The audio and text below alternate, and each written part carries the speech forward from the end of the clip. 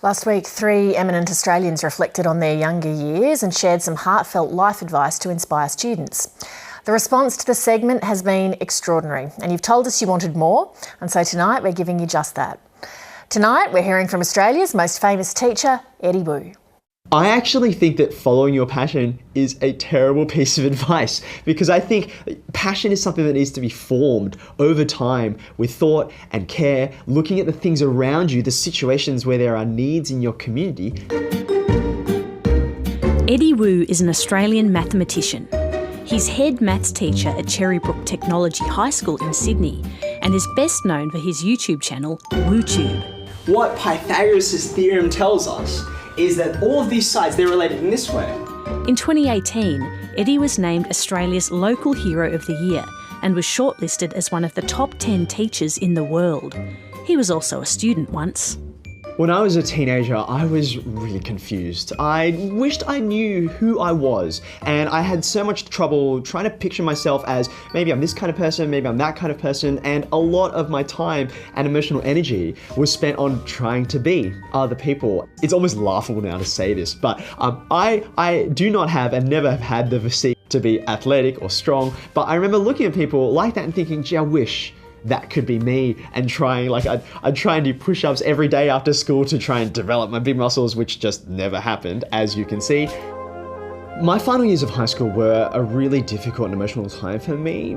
The largest reason why was because my mother was diagnosed with lung cancer when I was at the end of year 10. And so as a consequence, years 11 and 12 were just completely coloured by that experience of trying to manage who I was becoming, my own identity, academic commitments, and also being a carer. So it was not a fun part of my life. In some ways, study became a little bit of a refuge. It was my time to spend away and actually look after myself as a person and do the thing I so much enjoyed, which was learning. I was not always good at maths, and in some ways I'm still not. In fact, I think as a teacher, one of the greatest assets I have is that ability to struggle.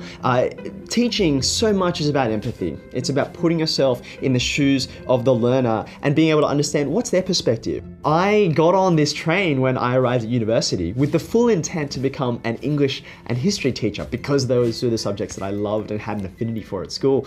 And I discovered very quickly that actually literally upon enrollment at Sydney University that there was this huge shortage of mathematics teachers, something I hadn't experienced as a student. And I thought, look, I want to become a teacher because I want to make a difference in the lives of young people. Were your parents good at maths? My mum, she was actually a newsreader, and she could speak all these different languages, which for me was amazing, but she never made that something was expected, like I expect you to be good at this because of that's who I am. She just wanted me to take the opportunities that would come my way and make the most of them. And so I'm just grateful that they passed on that value of education and learning to me.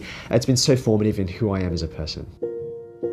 I lost my mum when I was 18 years old, and I didn't have, this is before phones were in our pockets that could record all this video, and I literally actually can't remember what the sound of my mum's voice is like, and that makes me really sad. And I think about all the times when I just race out the door not paying attention to her, and I could have just sat and heard her out and listened and paid attention to her. So I hope people take that lesson to heart, because you never know when it is that you have to say goodbye to people who you really care about.